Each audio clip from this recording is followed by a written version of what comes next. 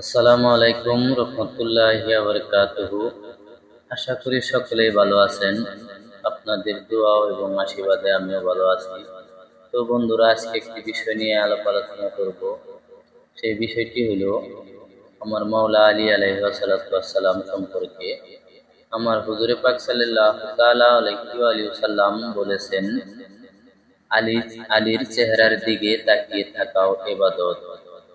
হাদিস শরীফে এসেছেন, হযরত আব্দুল্লাহ রাদিয়াল্লাহু আনহু হতে বর্ণিত, তিনি বলেন, আমি রাসূল পাক সাল্লাল্লাহু তাআলা আলাইহি ওয়া সাল্লামের কাছ থেকে শুনেছি, আলীর চেহারার দিকে তাকিয়ে থাকাও ইবাদত।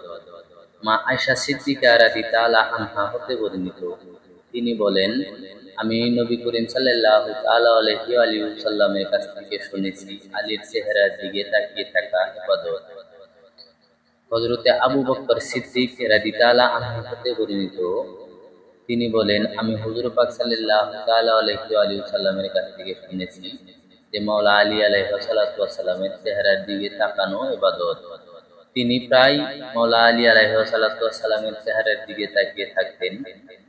দেখে মা আয়েশা সিদ্দিকা রাদিয়াল্লাহু আনহা বললেন, আপনি কেন আলীর চেহারার দিকে তাকিয়ে থাকেন? জবাবে আবু বকর সিদ্দিক রাদিয়াল্লাহু আনহু বললেন, আমি হুজুর পাক সাল্লাল্লাহু তাআলা আলাইহি ওয়া সাল্লামের মুখ থেকে শুনেছি যে আলীর চেহারার দিকে তাকানো ইবাদত। ইমাম তাবারি রিয়াদুন নাদেরা দ্বিতীয় খণ্ড 211 নম্বর পৃষ্ঠা। তো বন্ধুরা, এখনকার দিনে যদি আমার মাওলা আলীর কিছু সম্মান, কিছু মুজিজা তুলে ধরা হয়, তাহলে আমাদের দিকে অপবাদ দেওয়া হয় যে আমরা শিয়া হয়ে গেছি।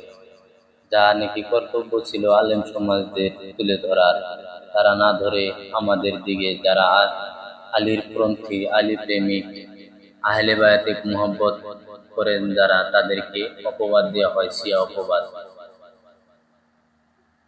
এখন দরকার ছিল তাদের এই সব কথা তুলে ধরা। মাওলা আলীর সাথে শত্রুতা করে কেউ জান্নাতে যেতে পারবেন না। আমার হুজুর পাক সাল্লাল্লাহু তাআলা আলাইহি ওয়া সাল্লাম বলেছেন যে আলী, তোমাকে যে ভালোবাসবেন সে মুমিন, আর তোমাকে যে ঘৃণা করবেন, শত্রুতা জানবেন, সে হলেন মুনাফিক।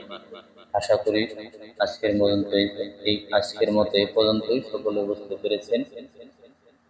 মালিকে চান তো পরবর্তীতে আবার কিছু নিয়ে আপনাদের সামনে হাজির হব। তো বন্ধুরা, বিদায় নিচ্ছি। আসসালামু আলাইকুম রহমতুল্লাহি ওয়া বারাকাতুহু।